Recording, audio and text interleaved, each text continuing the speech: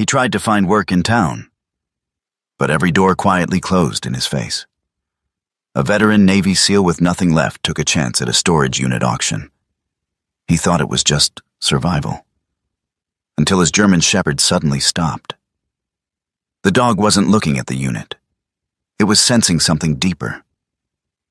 What they found wasn't money, but a secret buried in the forest for years. A secret so dangerous, no one in town dared to speak about it. Before we go further, tell me where you're watching from. And don't forget to like and subscribe to Veteran Dog Stories. The forest in the northern edge of the country did not look like a place where lives unraveled. It looked like a place where they healed. Morning light filtered through tall pines in long, quiet shafts, touching the ground in soft gold. The air carried the scent of damp earth and cold water, and somewhere in the distance, a creek moved like a whisper too patient to be heard unless you stood still long enough.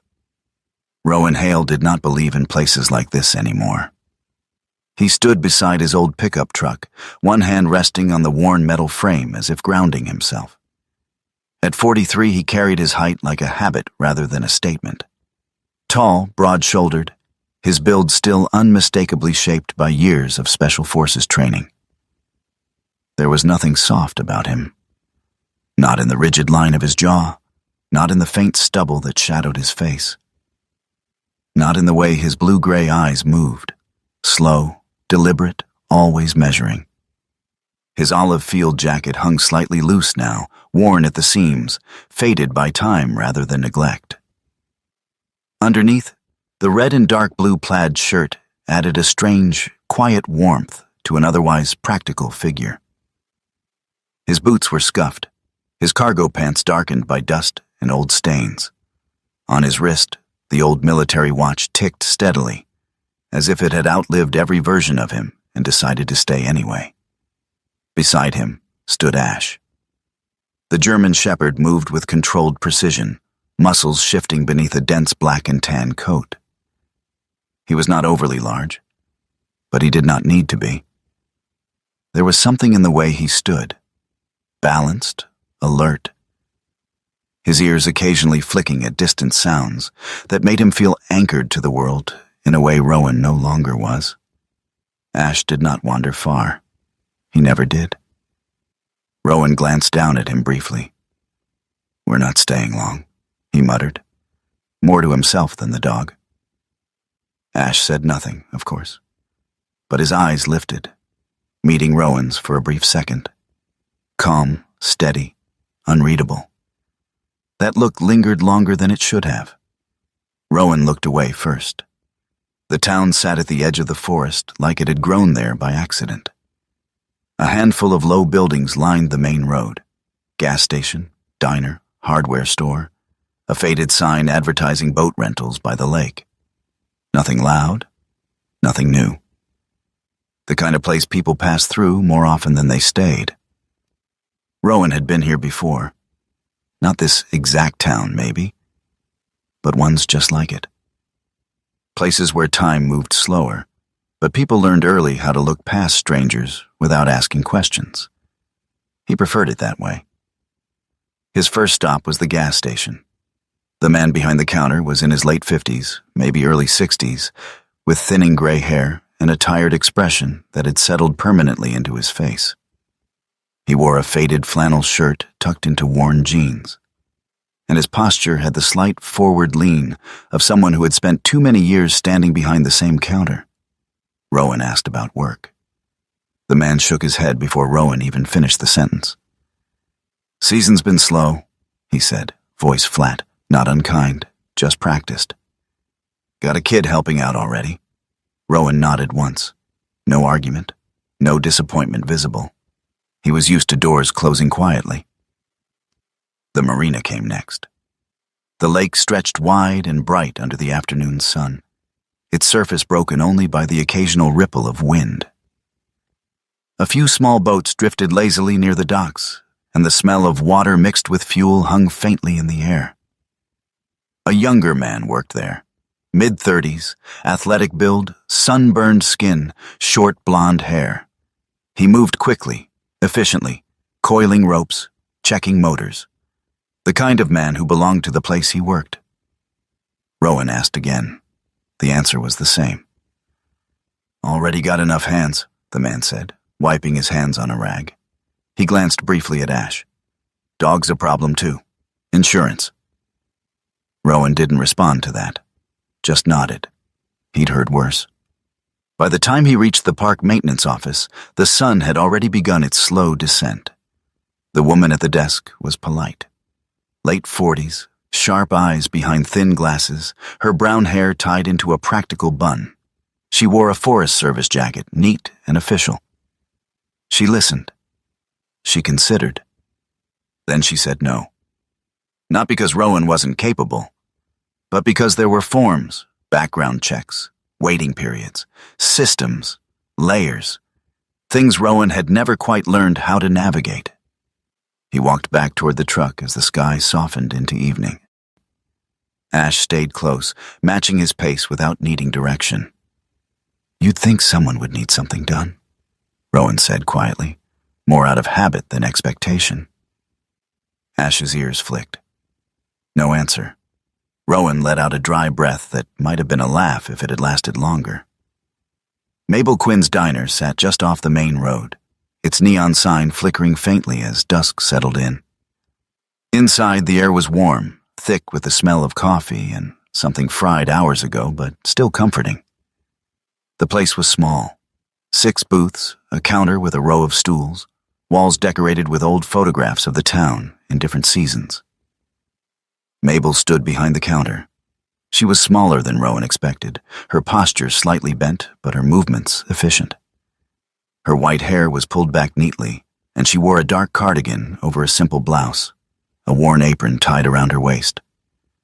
Her face held the softness of age, but her eyes, sharp, observant, missed nothing. She looked at Rowan once as he entered, then at Ash. She didn't ask questions.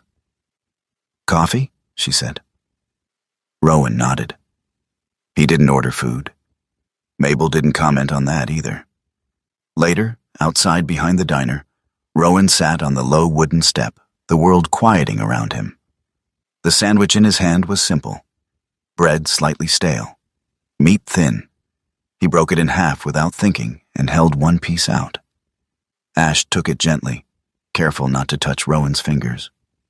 They ate in silence. The sky above had turned a deep blue, the first stars barely visible through the lingering light. For a moment, just a moment, it almost felt like enough. "Told you sometimes you get junk?" The voices came from the other side of the wall. 2 men, older, but last year, Guy pulled out antique tools, sold them for $5,000. Rowan didn't react. "Auctions tomorrow. Storage units. Cash only." He chewed slowly, gaze unfocused. "Lot 114 or something. Heard it's been sitting untouched for years." Rowan swallowed. Still nothing. Then Ash moved. It wasn't sudden. It wasn't loud. But it was different. His body shifted from rest into stillness. True stillness. Ears forward, eyes locked on the wall, as if he could see through it. Rowan noticed. He always noticed changes like that. "What is it?" he murmured. Ash didn't look at him, didn't move, just listened. For a heartbeat, the world seemed to narrow to that single moment. A dog listening to something no one else heard, and a man who had once ignored that kind of silence, and paid for it. Rowan felt it then. Not a thought, not a memory. Something lower, older, a pull. He exhaled slowly. "It's nothing," he said aloud. But his voice lacked conviction. Ash finally turned his head. Their eyes met. And this time, Rowan didn't look away immediately. The conversation behind the wall continued, fading into background noise again. Rowan finished the sandwich. Crumbs fell unnoticed to the ground. He leaned back slightly, staring out toward the dim outline of the trees beyond the diner. The forest stood there, quiet, patient, as if it had been waiting long before he arrived and would remain long after he left. Storage auction, he muttered under his breath. It wasn't his kind of thing. Never had been. He didn't gamble, didn't chase luck. Life had taught him early. Luck was just a word people used when they didn't want to admit how little control they had. Still, he glanced at Ash again. The dog had relaxed now, posture normal, as if nothing had happened. But something had. Rowan could feel it. Not clearly, not in a way he trusted. But it was there. Mabel opened the back door quietly. "You planning on sleeping out here?" she asked, not unkindly. Rowan shook his head. "Truck's fine." She studied him for a second longer than most people would. Then she nodded once. "There's a place down the road," she said. "Old lots. People rent storage. They do auctions sometimes." Rowan didn't respond immediately. Mabel added, "Just something I heard." Then she went back inside. Rowan sat there a while longer. The night deepened. The air cooled. Ash lay down beside him, but not fully. His body angled slightly, as if still aware of something just beyond reach. Rowan rubbed a hand over his face, rough fingers dragging against stubble. He could leave in the morning. Drive further north, try another town, another job. Repeat the same pattern. It would be easier, safer, predictable. But somewhere beneath the layers of discipline and habit, something resisted that idea. Something small, stubborn, familiar in a way he didn't want to name. He looked at Ash again. "You don't even know what they were talking about," Rowan said quietly. Ash blinked. That was all. Rowan let out a slow breath. "Yeah," he murmured. "Neither do I." The forest beyond the diner remained still. The stars grew brighter. And for the first time in a long while, Rowan Hale did not feel like he was standing at the end of something. It felt quietly, almost reluctantly, like the beginning. The morning air carried a quiet chill, the kind that clung to the skin just enough to remind a man he was awake. Rowan Hale arrived early, not because he was eager, but because he did not trust crowds and he did not trust decisions made under pressure. The gravel beneath his boots crunched softly as he stepped out of his truck, his breath faint in the cold. The auction site sat at the edge of town, pressed against a thinning line of trees, as if the forest itself had taken a step back to watch what men did with forgotten things. Ash stepped down beside him. The German shepherd's body moved in controlled stillness, each motion measured, efficient. His black and tan coat caught the pale sunlight in quiet contrast, his ears flicking once, twice, mapping the space without turning his head. He did not pull ahead. He did not lag behind. He stayed exactly where he needed to be. Rowan adjusted the collar strap lightly between his fingers. "Just looking," he murmured. Ash did not respond, but his posture shifted, subtle, almost imperceptible. Rowan noticed. The storage facility was a long row of metal doors, each one painted a dull, aging gray. Some bore scratches, dents, old numbering faded by years of weather. Others looked newer, recently claimed, recently emptied, part of a cycle that never really stopped. People had already gathered. They were not what Rowan expected. Not desperate, not reckless. They were practiced. A man in his early 40s stood near the front, tall and lean with a narrow face and a short, neatly trimmed beard. He wore a dark baseball cap low over his eyes and a heavy jacket despite the mild weather. His gaze moved quickly, calculating, never resting too long on any one unit. That was Rick Dalton, a regular, a man who had built a quiet living off other people's abandoned lives. He did not smile often. When he did, it never reached his eyes. Nearby, a woman in her late 50s leaned casually against a pickup truck, arms crossed.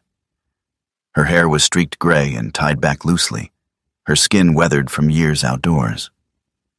She wore work gloves tucked into her belt and boots scuffed beyond repair. Her name was Clara Wren. Unlike Rick, she did not scan for profit. She watched people. There was something in her expression, sharp, distant, as if she had seen enough auctions to know that what mattered wasn't always what was inside the units. But who chose them? Rowan stood at the edge of it all, an outsider. He preferred it that way. The auctioneer arrived with a clipboard and a voice that carried effortlessly across the open space. He was a broad man in his 50s, thick hands, thick neck, the kind of presence that filled silence without effort. His name was Derek Moss, and he moved with the confidence of someone who had done this for decades. "All right," Derek called out, clapping once. "Cash only. No stepping inside the units. You bid on what you see from the door." Simple rules, simple game. One by one, the units were opened. Metal doors rolled upward with a hollow rattle, revealing lives reduced to objects. A couch with one leg missing, boxes of old clothes, stacks of magazines yellowed with time. Some bidders laughed, some shook their heads. A few placed quick bids, chasing instinct, habit, or hope. Rowan watched. He did not move. Ash stood beside him, silent but not relaxed. Then they reached it. "Unit 114, Derek announced. The door stuck for a second before lifting halfway, then fully, releasing a slow breath of stale air that carried the scent of damp wood and something metallic beneath it. Inside? Nothing remarkable. At least, not at first glance. Wooden crates stacked unevenly, a dented metal cabinet leaning slightly to one side. Coiled ropes frayed at the edges, dust thick enough to dull the light. Rick barely looked. Clara's gaze lingered a second longer than most, but she said nothing. To them, it was worthless. Rowan's eyes narrowed slightly. There it was. Not obvious, not loud, but wrong. The crates were too evenly spaced for neglect. The cabinet, though damaged, had been positioned deliberately, not shoved aside. And the rope, coiled with care, not thrown. Someone had once intended order here, and that intention had not faded with time. Ash stepped forward, not pulling, not straining, just stepping, then stopping. Right at the edge of the threshold, his body went still, ears forward, eyes locked into the dark interior, not scanning, fixing. Rowan felt it again, that quiet pull, not logic, not memory, something older, something he had once trusted before he learned not to. "Starting at 50, Derek called. Silence. 40? Nothing. 30? A man in the back shrugged and shook his head. Rick smirked faintly. 20? Still nothing. Rowan didn't move. He didn't look at Ash this time, because he already knew. 10, Derek said. The word hung in the air like a test no one wanted to take. Rowan exhaled slowly. Not sharp, not rushed, just steady. Then he raised his hand. "I'll take it." A few heads turned, not many. No one laughed this time. Rick glanced at him once, briefly, then away, already uninterested. Clara, however, kept looking. Not at the unit, at Rowan, as if trying to place something she couldn't quite name. 10 going once, Derek said. No one challenged. Going twice. The metal door creaked slightly in the wind. Sold. The key was small, cold in Rowan's hand, lighter than it should have been. He stared at it for a second longer than necessary before slipping it into his pocket. Ash had not moved.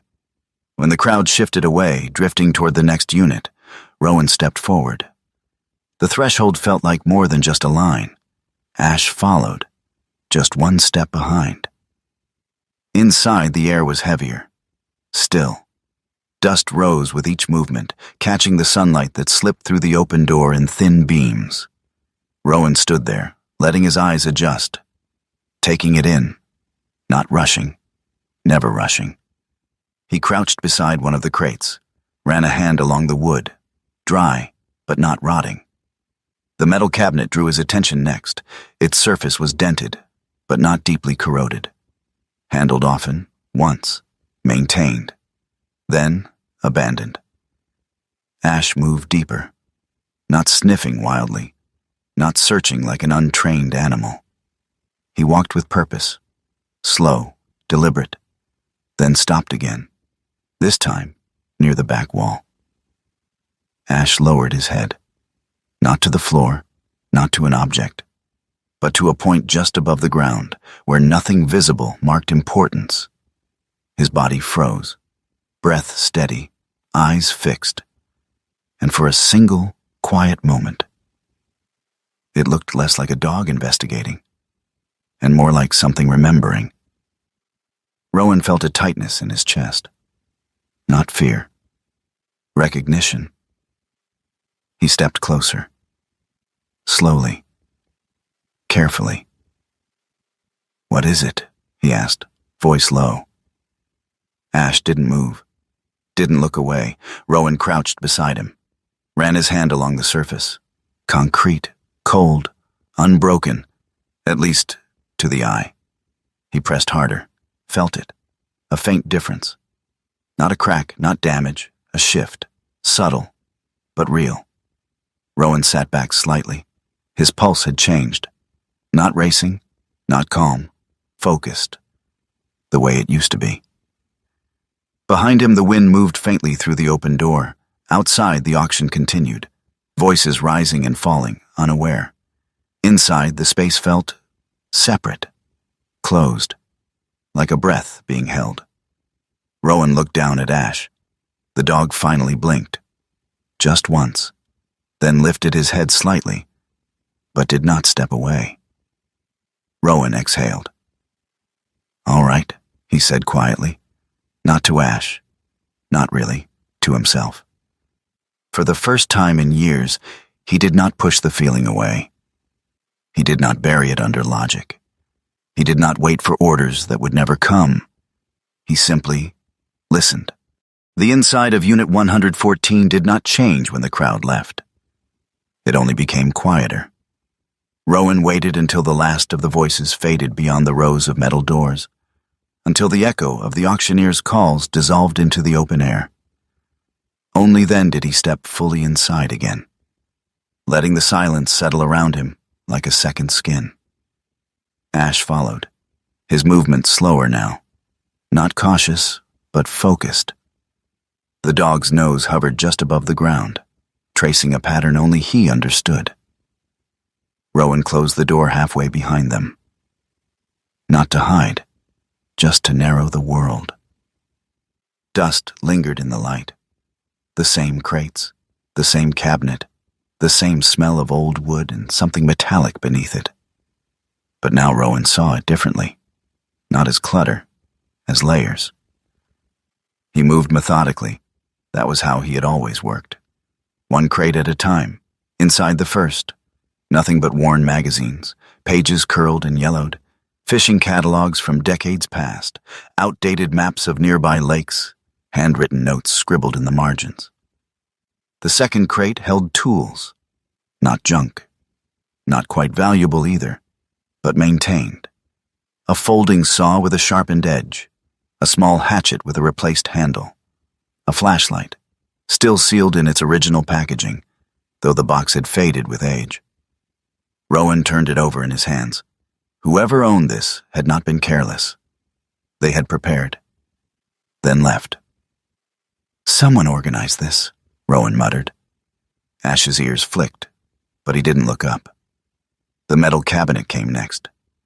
It groaned softly as Rowan pulled it open. Inside were stacks of papers, some loose, some bound with brittle rubber bands that snapped the moment they were touched. Receipts, permits, fragments of something that might have once made sense together. Rowan didn't try to understand it yet. He knew better. You didn't start with the details. You found the pattern first. It was in the third crate that he found the notebook. Small, black. The cover worn smooth by years of handling. Rowan paused before opening it. Not out of hesitation, out of instinct. There was a weight to objects like this. Not physical, something else. He flipped it open. The handwriting inside was tight, controlled but uneven in places, as if written under strain or with age pressing against the steadiness of the hand. Names, coordinates, observations, entries that didn't follow a narrative, but circled something. Something not directly stated. Tree line shifted again. Markers don't match the old survey. They think no one notices when they move the boundary by inches at a time. It's not the land they're taking. It's the memory of where it used to be. Rowan's jaw tightened slightly. This wasn't random. This was someone documenting something they didn't trust others to see. Ash moved. Not abruptly, but with intent. He left the back wall and returned to the center of the unit, circling once before stopping again, closer this time. Closer to Rowan. Rowan closed the notebook halfway. "Yeah," he murmured. "I see it."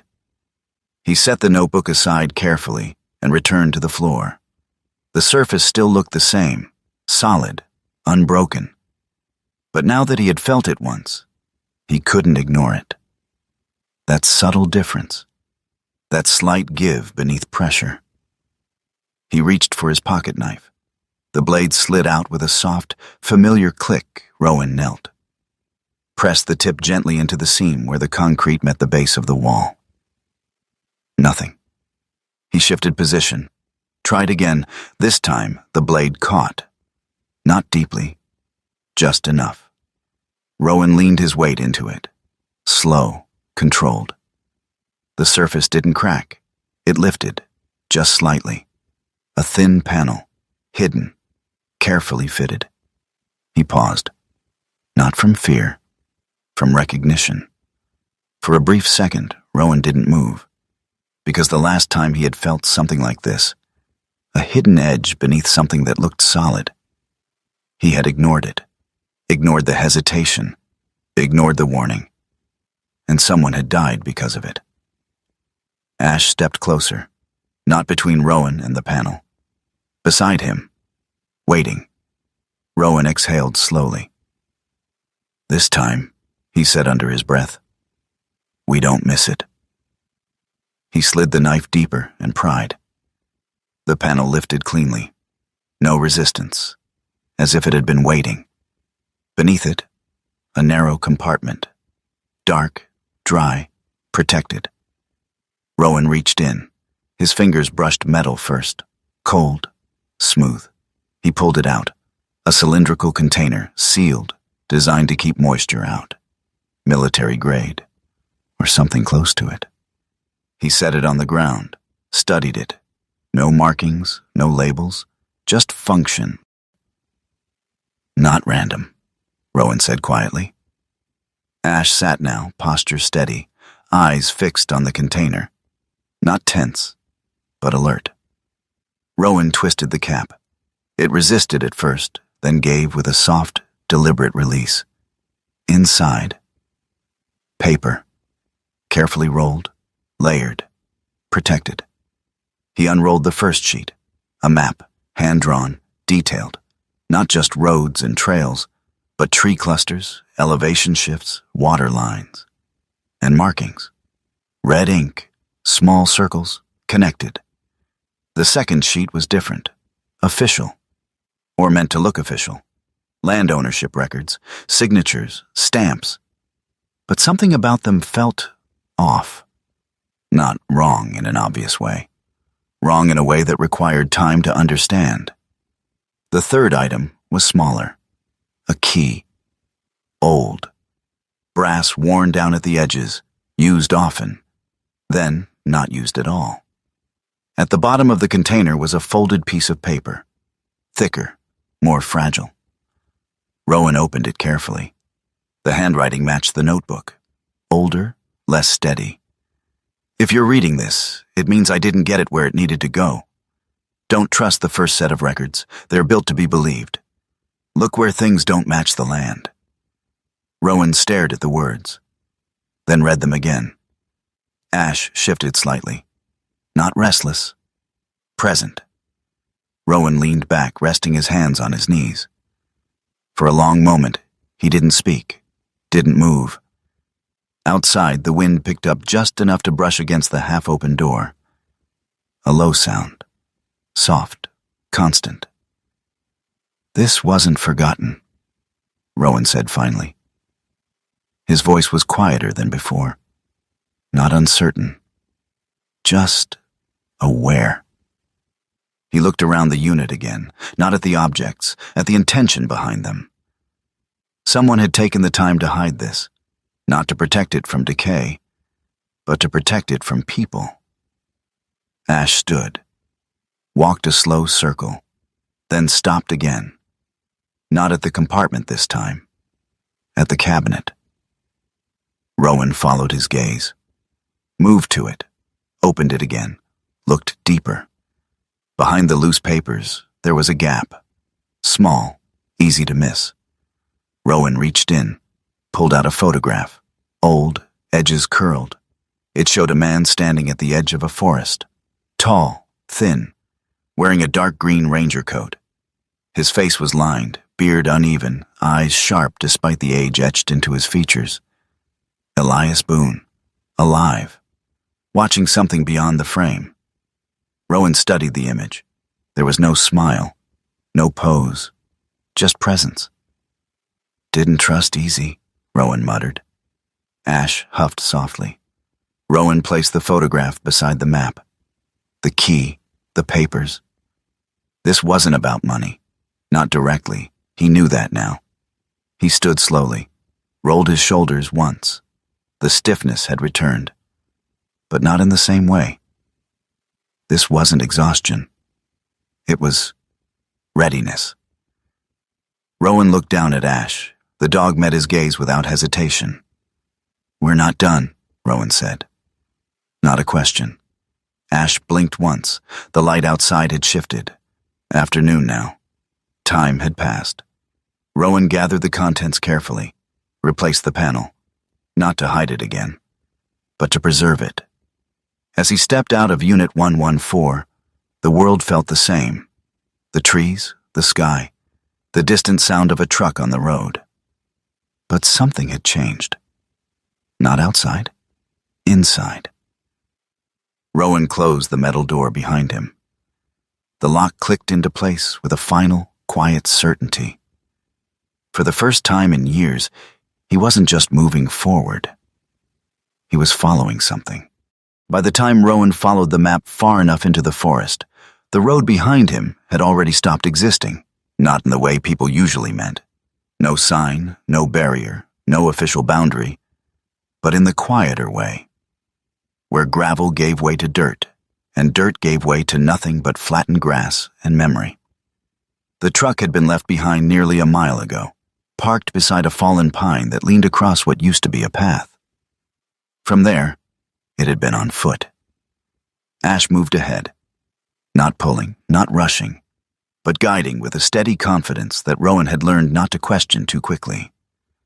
The dog's body remained low and controlled, nose occasionally dipping toward the ground, catching threads of scent carried through roots, bark, and the faint traces of human presence that time had tried to erase.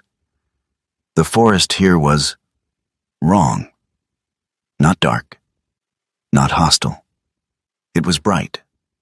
Almost too bright. Sunlight spilled freely through the canopy, reflecting off patches of still water where the land dipped and held rain from days before. Birch trees stood tall and pale, their white bark catching the light like bone. Pine needles carpeted the ground, soft underfoot, muffling sound. It was the kind of place people would describe as peaceful. Rowan didn't, because peace, real peace, had a certain honesty to it. This place felt arranged. He slowed his steps, scanning not just what was there, but what wasn't. There were no animal tracks crossing the path they followed. No broken branches at natural height. No random growth of underbrush where sunlight should have fed it. Instead, the trees stood spaced just slightly too evenly. The ground bore faint impressions that didn't belong to weather or wildlife. Old tire tracks, barely visible now, but there if you knew how to look, ran parallel to their path before vanishing under newer layers of soil and moss. Someone had been here. Not recently. But not as long ago as the forest wanted you to believe. Rowan's jaw tightened just slightly as he moved forward. His boots made almost no sound. Years of training had stripped unnecessary noise from his movements, leaving behind something quieter, more efficient. Ash paused ahead. Not abruptly, just enough to signal a shift. Rowan stopped too. "What is it?" he asked quietly, though his voice barely disturbed the air. Ash didn't look back. His ears angled forward, his posture alert, but not tense. There was no threat here, not immediate. Just something. Rowan followed his line of sight. At first he saw nothing. Then he adjusted his focus. Not on the trees themselves, but on the space between them. That's when it appeared. A structure. Low. Partially hidden. Swallowed by time, but not fully erased. The cabin stood at the edge of a shallow clearing, its frame built from old timber and reinforced stone, now covered in moss that softened its edges into the landscape. The roof sagged slightly in the middle, and vines had begun to claim one side, threading through gaps in the wood as if testing how much resistance remained. It didn't look abandoned in the way most places did. It looked paused. Rowan approached slowly. Each step measured. Ash moved beside him now, no longer ahead, as if whatever had guided him here had shifted from searching to waiting. The door hung slightly ajar. Rowan didn't touch it immediately. He stood just outside, studying the details. The hinges were rusted, but not broken. The wood around the handles showed signs of repeated use, worn smooth in places that didn't match the decay elsewhere. Someone had been here after the cabin was supposed to have been forgotten. Rowan pushed the door open. It creaked softly, not loud enough to echo, but enough to remind him how long it had been since anyone had cared about silence inside this place. The air inside was different, cooler, still.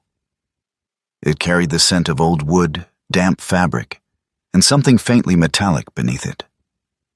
The room itself was small.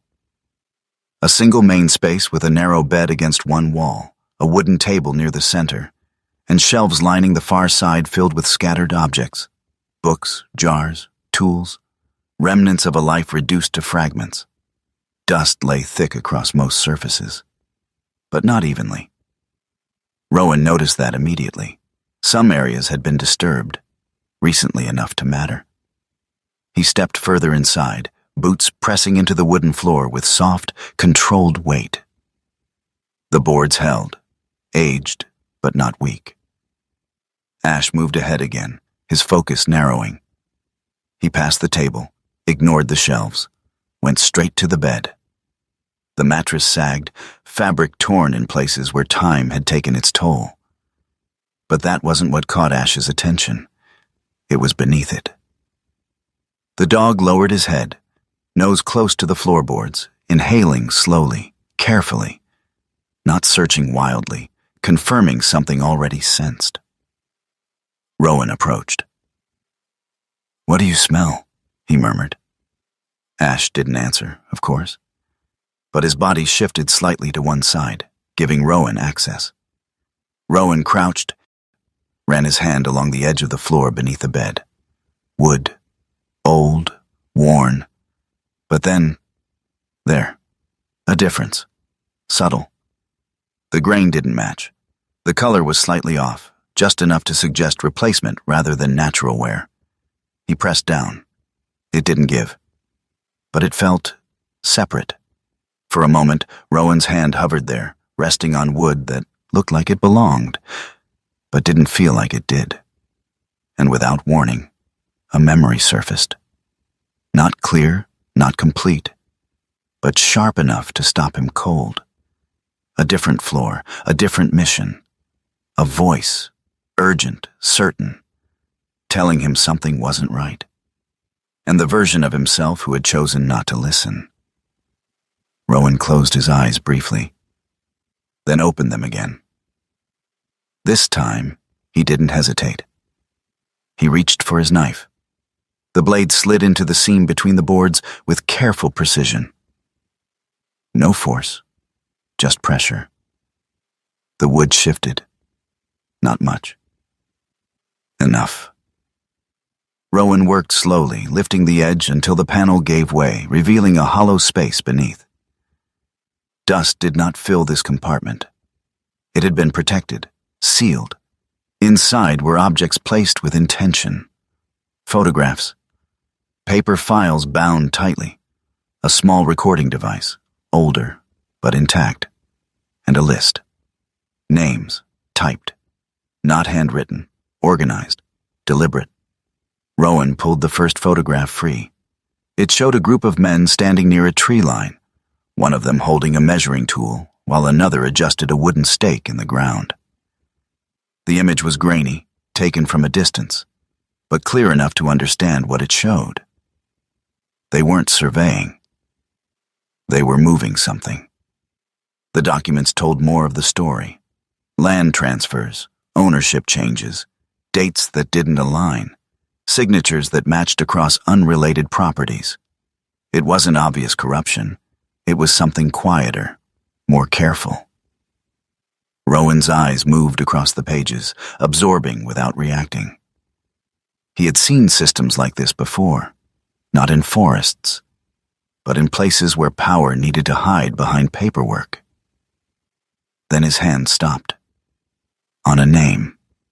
Marcus Hale. Rowan didn't speak, didn't move. The name settled into him slowly, like something remembered rather than discovered. He had heard it before. Not here, not recently, but long ago.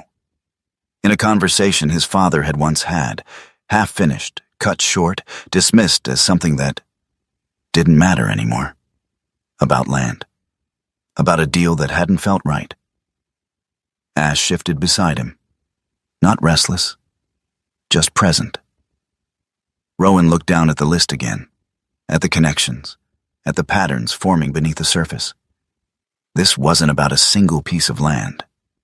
It was about control, about moving lines no one questioned, because the changes were too small to notice all at once. He leaned back slightly, letting the weight of it settle. The forest outside remained quiet, unchanged, beautiful.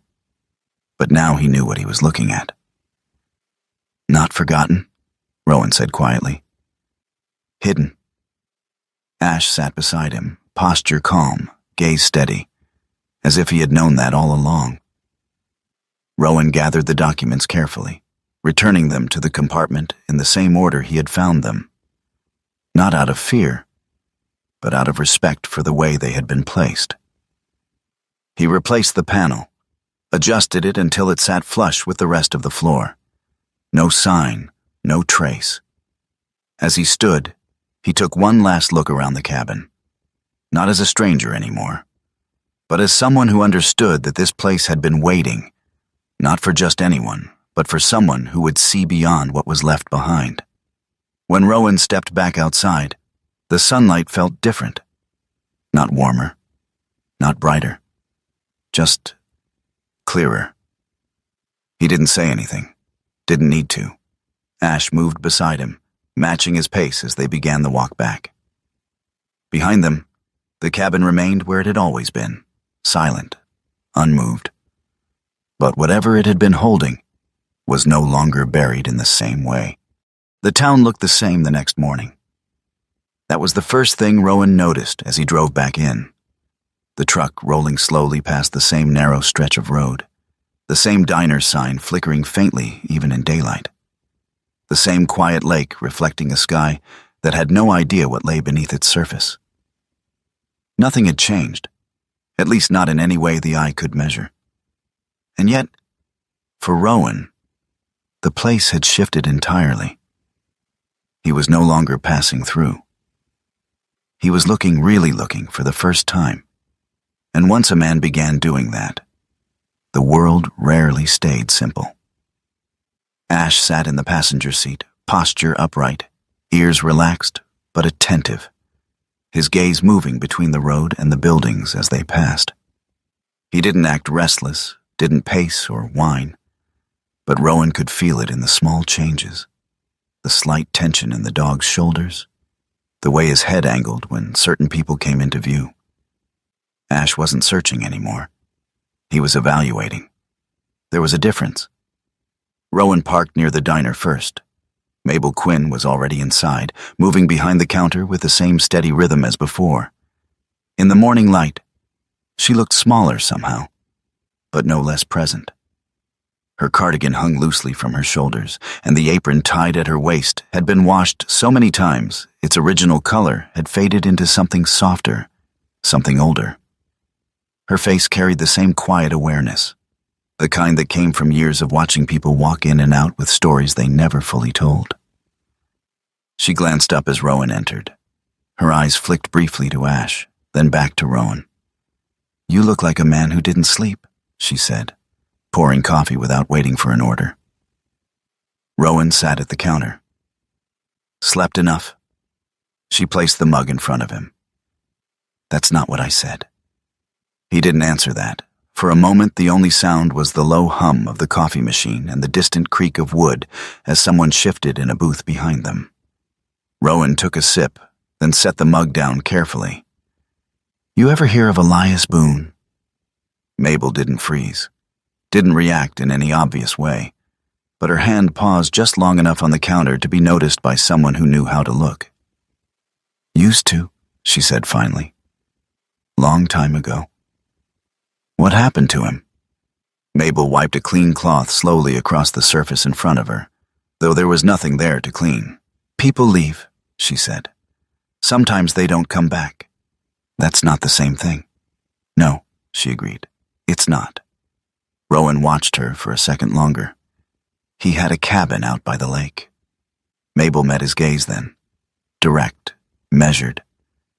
"Some places," she said quietly, "aren't meant to be remembered all at once." It wasn't a warning. Not exactly. But it wasn't an answer either.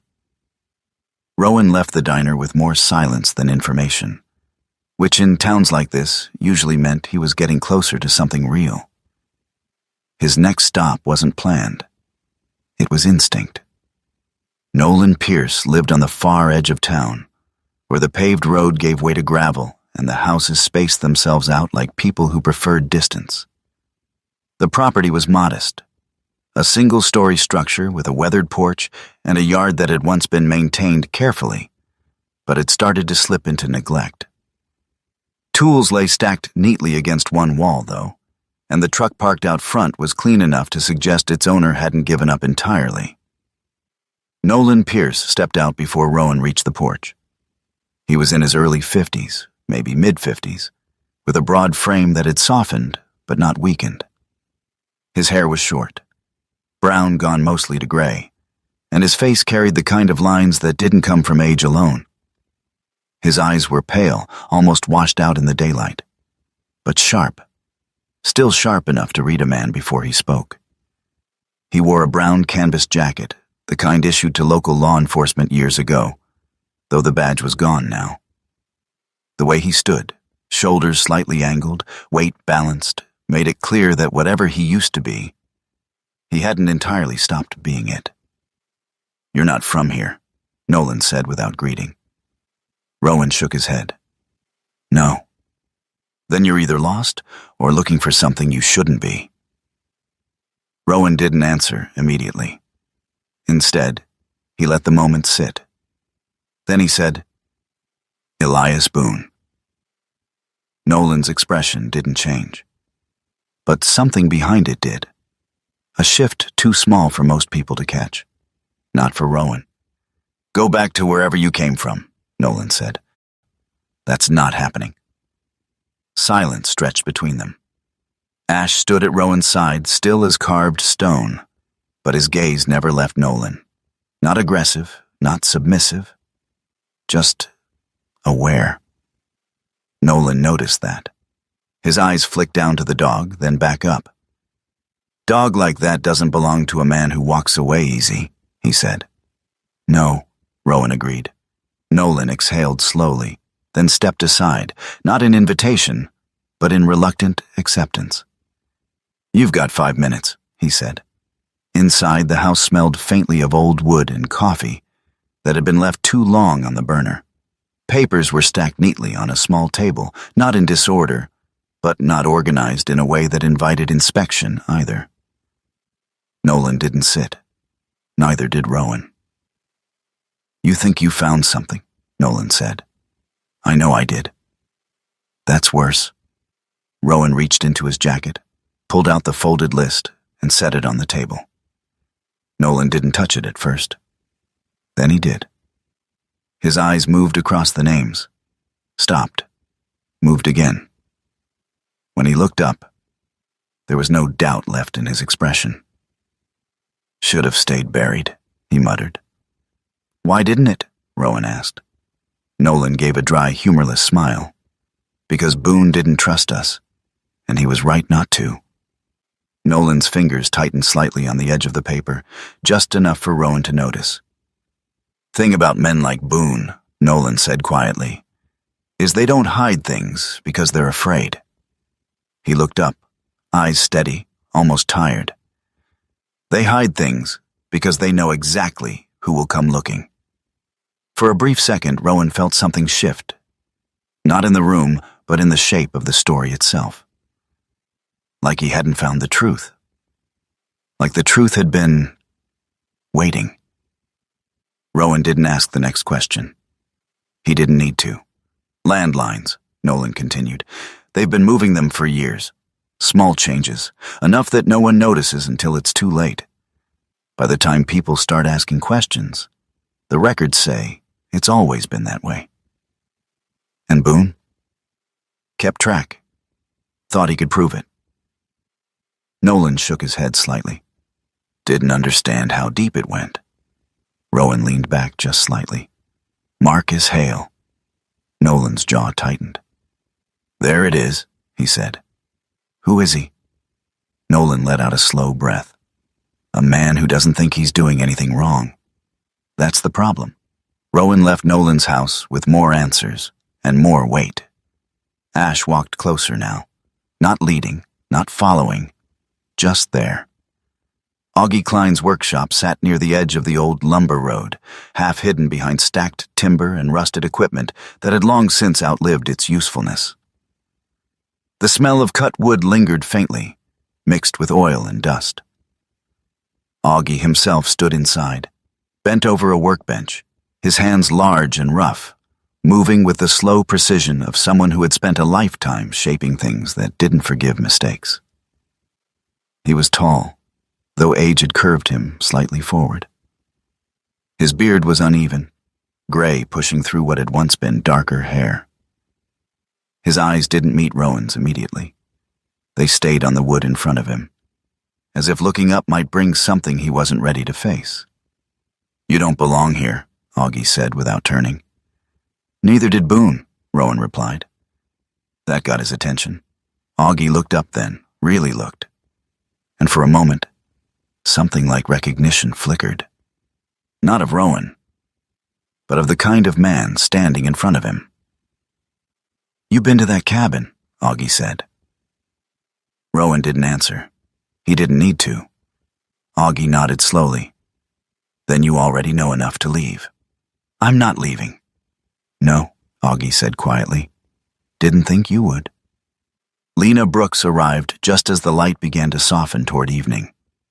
Rowan saw her before she reached the workshop, a figure walking quickly along the edge of the road, purposeful, direct. She was in her mid-30s, her build lean and practical rather than delicate, her movements efficient in the way of someone used to working outdoors. Her brown hair was tied back loosely, a few strands escaping in the wind.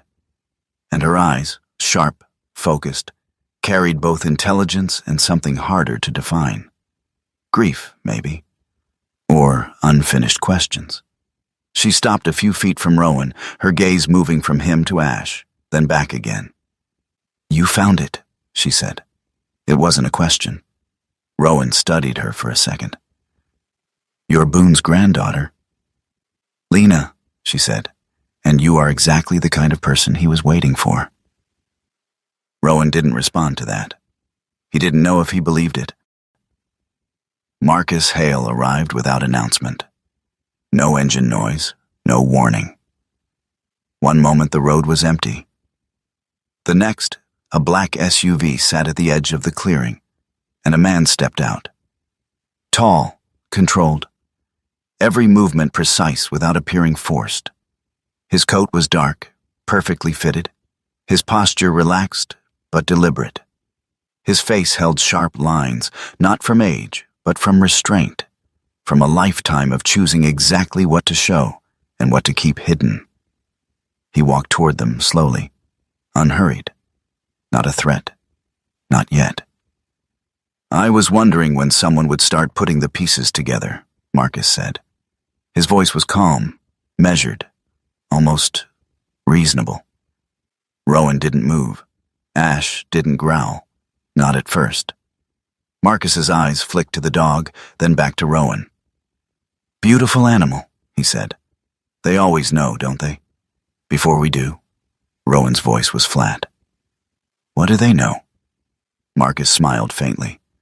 "That everything changes," he said. "Some people just get there first." He gestured slightly toward the forest behind them. "This land.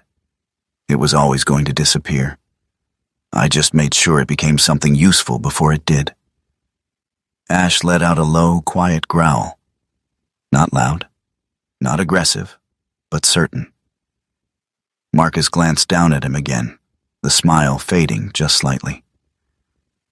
"Or maybe," he said softly, "some things don't like being told they're obsolete." Rowan said nothing. Because there was nothing to say yet. Only something to understand, and something to decide. The forest changed after sunset. Not in appearance, not at first. The trees stood where they always had, tall and unmoving, their branches cutting patterns into the dimming sky. But something beneath that stillness shifted. Light drained slowly from the ground upward, shadows stretching into each other until distance lost its meaning. Sound traveled differently. Even the air seemed to hold its breath longer between movements. Rowan felt it before he saw it. He had returned to the cabin near dusk, not because he needed more evidence. He already had enough to know the truth wasn't simple. But because something about the place hadn't settled in him. It was the kind of feeling he used to trust without question. Then he stopped trusting it. Now it had come back, quieter, but persistent. Ash noticed first. He didn't bark, didn't stiffen. He simply slowed. That alone was enough. Rowan stopped beside him, boots silent on the soft forest floor. The faint outline of the cabin stood ahead, barely visible now in the fading light. Nothing looked disturbed. No broken branches, no open door, no obvious signs of intrusion. But Ash didn't move forward. His head tilted slightly, ears shifting to catch something deeper than sound. Rowan followed the direction of that stillness instead of the structure itself. That was the difference now. He didn't rush toward the objective anymore. He read the space around it. "What do you hear?" he murmured under his breath. Ash stepped forward one pace, then stopped again. Not uncertain, waiting. Rowan moved slowly along the edge of the clearing, circling instead of approaching directly. The ground here told a story most people wouldn't notice. Pine needles pressed flat in places they shouldn't be. A broken twig angled downward rather than snapped clean. A faint indentation in the soil that hadn't yet settled. Someone had come here. Recently. Not hours ago. but not long enough for the forest to erase it. Rowan's jaw tightened, but his breathing stayed even. His hand didn't reach for a weapon. Not yet. This wasn't that kind of situation. Not unless it became one. Ash lowered his body slightly, shifting into a controlled stalking posture. Not aggressive, not defensive, but prepared. His movements became slower, almost deliberate, his paws placing carefully between patches of ground that would carry sound.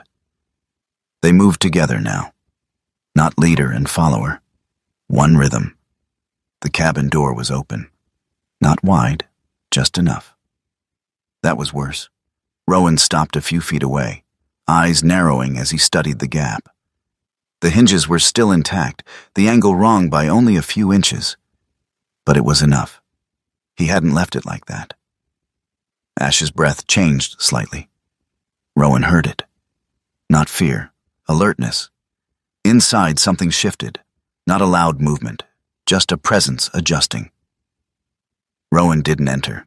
Instead, he stepped back into the shadows of the trees, pulling the darkness around him rather than stepping into the light.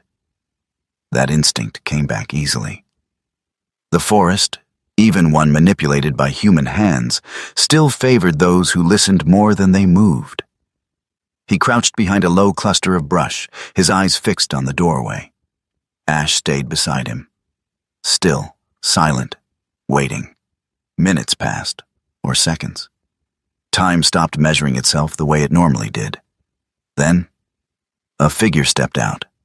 The man was tall, mid-30s perhaps, with a lean frame that suggested strength rather than bulk. His face was sharp, angular, with a thin line of beard that had been allowed to grow unevenly. He wore dark outdoor clothing. Nothing flashy, nothing branded, just functional gear meant to blend in. His movements were careful, but not trained. He checked behind him once, then again, his posture carrying the tension of someone who knew he wasn't supposed to be there. Not a professional, but not careless either. In his hand, a small flashlight. In his other, a folder. Rowan's eyes dropped to the folder, then back to the man. The pieces aligned quickly. He wasn't here to explore. He was here to retrieve. The man stepped fully into the clearing. That was when Ash moved. It wasn't a lunge. It wasn't a bark. Ash simply stepped forward into the open, placing himself directly in the man's path without a sound. The man froze instantly. Not because he saw Rowan, but because he saw the dog. And something in Ash's stillness, something in the way he stood, unmoving, unblinking, triggered a reaction deeper than logic. For a brief, suspended moment, it looked as if the forest itself had placed a barrier between the man and escape. The man's grip tightened on the flashlight. "Easy," he muttered, voice low, uncertain. Ash didn't growl, didn't advance. He just stood there, unyielding. Rowan stepped out of the shadows. Not fast, not slow, just enough. The man turned sharply, eyes widening for a fraction of a second before he forced control back into his expression. "You're not supposed to be here," the man said. Rowan tilted his head slightly. "Neither are you." The silence between them stretched tight. The man shifted his weight, calculating distance, options. Rowan saw it immediately. So did Ash. "Put the folder down," Rowan said. It wasn't a command. It was a fact. The man hesitated. Then, just slightly, he stepped to the side. Ash moved with him. Same distance, same angle. No sound, no aggression, just presence. The man's composure cracked for a second. "What is this?" he snapped. "You training it or something?" Rowan didn't answer. Because the truth was, he wasn't. Not anymore. The man made a decision. Wrong one. He turned and ran. The chase didn't explode into noise. It unfolded in fragments. Footsteps against soil. Breath cutting through cold air. The narrow beam of a flashlight swinging wildly through trees. Rowan moved after him. Not at full speed, not reckless, but controlled. Tracking rather than chasing. Ash moved faster. Not sprinting wildly. Closing angles. Cutting paths. Reading movement. The man stumbled once, catching himself on a low branch, then pushed forward harder. Panic beginning to bleed into his steps. That was his mistake. Panic broke rhythm. Ash anticipated it. The dog veered left, disappeared behind a cluster of trees. The man didn't see him go. He ran straight into him. Ash didn't attack, didn't leap. He stepped into the path again, same as before, closer this time. The man stopped so abruptly he nearly fell. His chest heaved, breath sharp and uneven. "Move," he said, but there was no authority in it. Ash didn't move. Rowan caught up seconds later, not out of breath, not rushed, just present. "Drop it," Rowan said again. This time the man listened. The folder slipped from his hand, hitting the ground with a dull sound that seemed louder than it should have. For a moment, no one moved. The forest closed around them again, silent, watching. The man looked between Rowan and Ash, something like realization settling in his expression. "You don't even know what you're holding," he said. Rowan's voice stayed level. "Then tell me." The man shook his head slowly. "You think this is about land? About a few acres getting shifted around?" He laughed once, dry and hollow. "You're already too late." Rowan didn't react, because that wasn't new. Every situation he had ever stepped into had started too late. Ash shifted slightly, placing himself just a fraction closer to Rowan. Not defensive, aligned. The man looked down at the dog again, something uncertain flickering in his eyes. "That thing," he muttered. "It knew I was there before you did." Rowan followed his gaze briefly, then said quietly, "Yeah." He bent down, picked up the folder. Didn't open it. Not yet. "Who sent you?" Rowan asked. The man didn't answer. Didn't need to. The silence said enough. Rowan straightened, stepped back once. "Go," he said. The man blinked, surprised. "You're just letting me walk?" Rowan held his gaze. "You already know what happens if you don't." The man hesitated, then turned and left. The forest swallowed him quickly. Rowan stood there for a moment longer, the folder in his hand heavier than its weight suggested. Ash sat beside him. Calm again. Steady. Rowan looked down at him for a long moment. Then he nodded once, not to give a command, but to acknowledge something he had spent years refusing. "You were right," he said quietly. The first thing that changed was not the forest. It was the silence around the truth. For weeks after the night at the cabin, Rowan did not rush. He did not storm into offices or demand answers from people who had spent years perfecting the art of avoiding them. Instead, he did what he had learned too late in life, but now refused to forget. He moved carefully, deliberately, placing each piece where it could not be easily erased. The folder taken from the man in the woods was not opened in haste. It was studied in fragments, cross-referenced with the documents from the hidden compartment, aligned with the map Elias Boone had drawn by hand. Patterns began to emerge, not as dramatic revelations, but as quiet confirmations. Land parcels shifted by inches, signatures repeating across unrelated transfers, dates that formed a sequence too precise to be coincidence. Lena Brooks was the one who made those patterns visible. She worked out of a small rented office above the old hardware store. A narrow room filled with stacked files, a second-hand laptop, and maps pinned to the wall, with colored markers marking lines no official record would admit existed. In the morning light, she looked different from the day Rowan first met her. Still sharp, still focused, but steadier now, like someone who had finally found something solid enough to stand on. Her brown hair remained loosely tied, strands falling around her face when she leaned too long over her desk. Her eyes, though, had changed. They held purpose now, not just questions. "These don't match," she said quietly one afternoon, pointing at two overlapping maps on the screen. Same parcel, same recorded boundary, but different survey years show slight shifts. They're moving the land without ever rewriting the full story. Rowan leaned against the wall behind her, arms crossed, watching not the screen, but her. "Enough to prove it?" "Not alone," she said, "but enough to make someone look closer. And once they do—" She didn't finish the sentence. She didn't need to. The lawyer came next.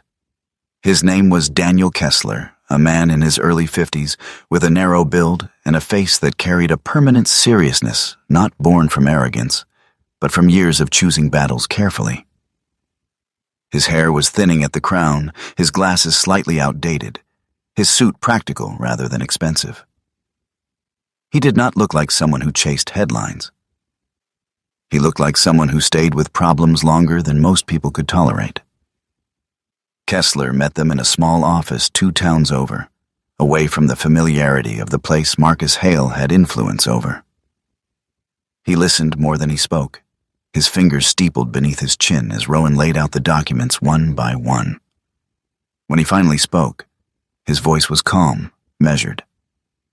"This isn't a case you win in one move," he said. "It's a pattern you expose piece by piece. If we go through local channels, it dies before it breathes. We go outside. Environmental review boards, independent reporters. You create attention first, then accountability follows."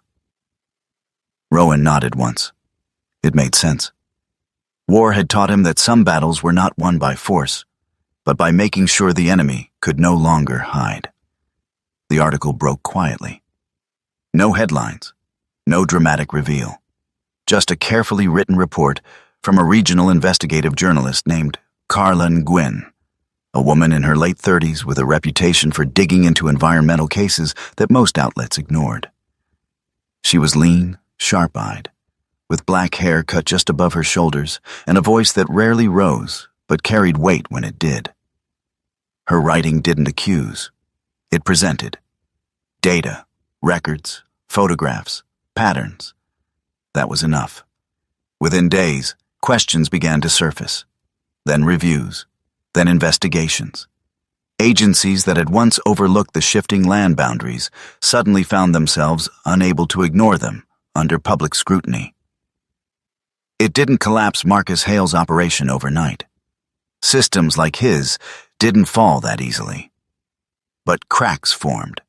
Contracts were paused. Transactions were re-examined. Lines that had been quietly moved were suddenly visible again. Marcus did not return to the town, but his absence was louder than his presence had ever been. One evening, as Rowan stood outside the cabin, watching the last light fade through the trees, Ash suddenly lifted his head. Not toward the road, not toward the clearing, but deeper into the forest where no path had been marked. His body stilled, not in warning, but in recognition, as if something unseen had shifted just beyond the reach of sight. For a long moment, Rowan didn't move, because for the first time, he didn't feel like something was wrong. He felt like something was right. Life did not transform into something grand. That was not how it worked. The cabin was repaired slowly, not rebuilt into something new, but restored just enough to hold its shape against time. Augie Klein helped with the structure, his rough hands moving across wood with a quiet familiarity that spoke of years spent shaping things that lasted longer than people. He didn't talk much while he worked, but once, as he replaced a beam near the doorway. He paused just long enough to say, "Boone would have liked this." That was enough. Mabel Quinn began sending food occasionally, never announcing it, never asking for anything in return. Just a wrapped container left on the porch, still warm, as if she understood that some forms of support didn't require acknowledgement. Nolan Pierce stopped by once. He didn't stay long. He stood at the edge of the clearing, looking at the cabin, then at Rowan, then at Ash. "You didn't fix it," he said. Rowan glanced back at the structure. "No," Nolan nodded. "Good. Some things shouldn't look new." Then he left. Lena turned part of the cabin into a workspace. Maps covered one wall. Documents were stored in carefully labeled boxes. It wasn't an office in the traditional sense. It was something quieter, something that felt closer to what Elias Boone had intended. A place where truth wasn't shouted, but preserved. People began to visit. Not many, but enough. A retired teacher curious about the land her family once owned.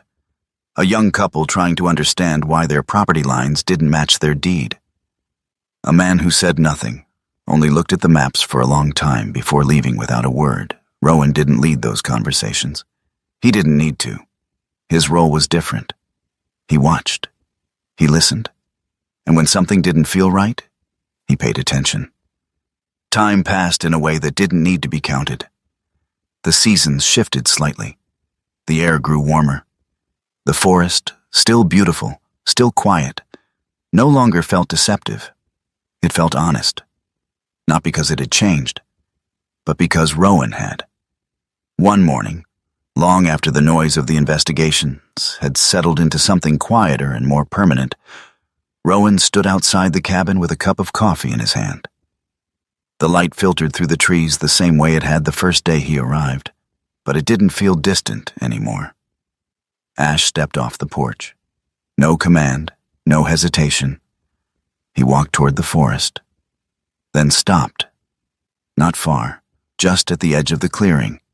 He turned his head, looked back, not calling, not signaling, just waiting. Rowan watched him. For a long moment, he said nothing, did nothing, because there was no urgency, no mission, no threat, just a choice. He set the cup down. A faint smile touched his face. Small, almost invisible, but real. Then he stepped forward. Not because he needed to find something, but because he had learned, finally, to listen when something inside him spoke. And because sometimes, the path forward was not marked by maps or orders or even reason. Sometimes it was marked by something simpler, something honest, a dog that never lied. At the end of it all, what remained was not the victory, not the evidence, not even the land itself, but something far quieter and far more powerful. Because sometimes, the miracle is not in the moment everything changes. Sometimes, the miracle is that you are guided when you feel most lost. That in a world full of noise, confusion, and broken systems, there is still something gentle and true that reaches for you, even when you've stopped believing in it.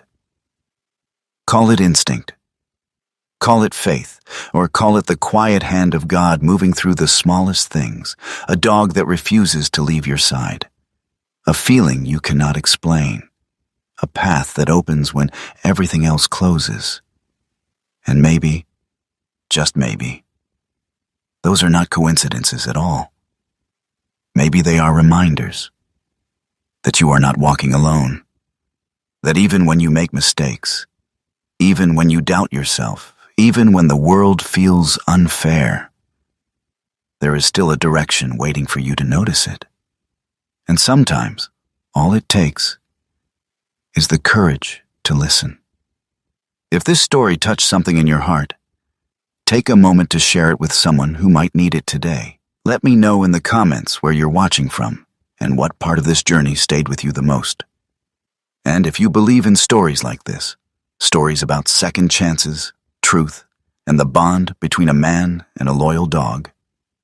Don't forget to subscribe to Veteran Dog Stories so you don't miss the next one.